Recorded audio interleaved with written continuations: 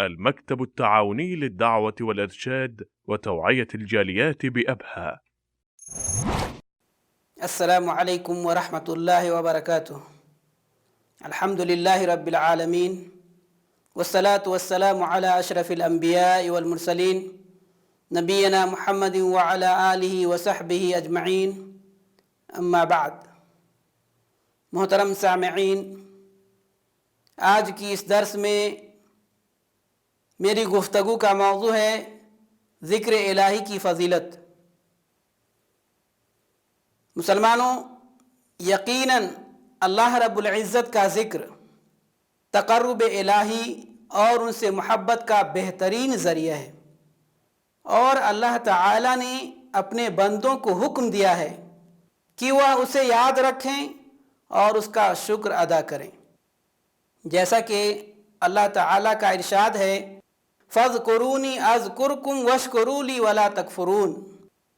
تم مجھے یاد کیا کرو، میں تمہیں یاد کروں گا، اور تم میرا شکر کرو، میری ناشکری نہ کرو. ایک اور آیت میں ہے، یا ایھا الذین آمنوا اذکروا اللہ ذکرا کثیرا. اے ایمان والو، اللہ تعالیٰ کا بہت زیادہ ذکر کیا کرو. دوسری جگہ ارشاد ہے، وَاذْكُرِ اسْمَ رَبِّكَ وَتَبَتَّلْ إِلَيْهِ تَبْتِيلًا.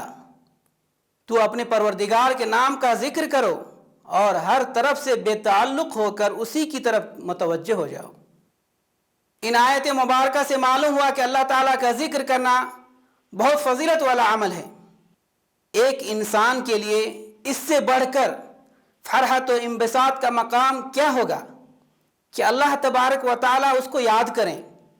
اللہ تعالیٰ نے ارشاد فرمایا ہے کہ تم مجھے یاد کرو، میں تمہیں یاد کروں گا. اور اللہ تعالیٰ نے ذکر الہی کو ہی مومن کے دلوں کا اطمینان و سکون قرار دیا ہے. ذکر کرنے والوں کے لیے اللہ تعالیٰ نے مغفرت و بخشش اور اجر عظیم کا اعلان فرمایا ہے. جیسا کہ سورہ احزاب میں اللہ تعالیٰ کا ارشاد ہے، وَالذَّاكِرِينَ اللَّهَ كَثِيرًا وَالذَّاكِرَاتِ أَعَدَّ اللَّهُ لَهُم مَّغْفِرَةً وَأَجْرًا عَظِيمًا. اللہ تعالیٰ کو بہت یاد کرنے والے مرد اور بہت یاد کرنے والی عورتیں، اللہ تعالیٰ نے ان کے لیے بخشش اور بہت بڑا اجر تیار کر رکھا ہے. حدیث قدسی میں ہے، حضرت ابو ہریرہ رضی اللہ تعالیٰ عنہ سے مروی ہے کہ رسول اللہ صلی اللہ علیہ وسلم نے ارشاد فرمایا، بے شک اللہ تعالیٰ کے کچھ فرشتے زمین میں ذکر کرنے والوں کو ذکر کی جگہوں پر تلاش کرنے کے لیے سیر و سیاحت کرتے ہیں، اور جب وہ کسی قوم کو اللہ تعالیٰ کا ذکر کرتے ہوئے پاتے ہیں تو ایک دوسرے کو پکارتے ہیں کہ اپنے مقصد اور ضرورت کو پہنچو. فرمایا پھر وہ ان کو اپنے پروں سے آسمان تک گھیر لیتے ہیں. رسول اللہ صلی اللہ علیہ وسلم نے فرمایا کہ ان کا رب ان فرشتوں سے پوچھتا ہے، حالانکہ وہ ان سے بہتر جانتا ہے، میرے بندے کیا کہتے ہیں؟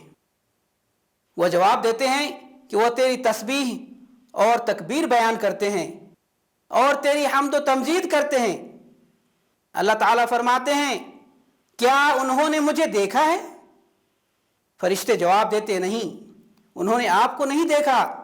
اللہ تعالیٰ فرماتے ہیں، اگر وہ مجھے دیکھ لیں تو ان کی کیا حالت ہوگی؟ وہ جواب دیتے ہیں، اگر وہ آپ کو دیکھ لیں تو پھر آپ کی بہت زیادہ عبادت کریں اور آپ کی بہت زیادہ بزرگی، تعریف اور تسبیح بیان کریں. رسول اللہ صلی اللہ علیہ وسلم نے فرمایا، اللہ تعالیٰ پوچھتے ہیں، وہ مجھ سے کس چیز کا سوال کرتے ہیں؟ فرشتے جواب دیتے ہیں، وہ آپ سے جنت کا سوال کرتے ہیں. اللہ تعالیٰ فرماتے ہیں، کیا انہوں نے جنت دیکھی ہے؟ وہ جواب دیتے، نہیں، اللہ کی قسم ہمارے رب، انہوں نے جنت نہیں دیکھی. فرمایا اگر وہ جنت دیکھ لیں تو ان کی کیا حالت ہوگی؟ فرشتے کہتے ہیں، اگر وہ جنت دیکھ لیتے تو بہت زیادہ اس کی حرص رکھتے اور اس کی تلاش میں زیادہ کوشش کرتے اور بہت زیادہ رغبت رکھتے. اللہ تعالیٰ پوچھتے ہیں، وہ کس چیز سے پناہ مانگتے ہیں؟ وہ جواب دیتے ہیں، آگ سے پناہ مانگتے ہیں. اللہ تعالیٰ پوچھتے ہیں، کیا انہوں نے جہنم کی آگ دیکھی ہے؟ وہ جواب دیتے ہیں، نہیں، ہمارے رب اللہ کی قسم انہوں نے اسے دیکھا نہیں. اللہ تعالیٰ فرماتے ہیں اگر وہ اسے دیکھ لیں تو اس کی کیا حالت ہوگی؟ وہ کہتے ہیں اگر وہ اسے دیکھ لیں تو اس سے بہت زیادہ راہ فرار اختیار کریں اور بہت زیادہ ڈریں۔ اللہ تعالیٰ فرماتے ہیں میں تمہیں گواہ بناتا ہوں کہ یقیناً میں نے انہیں بخش دیا ہے۔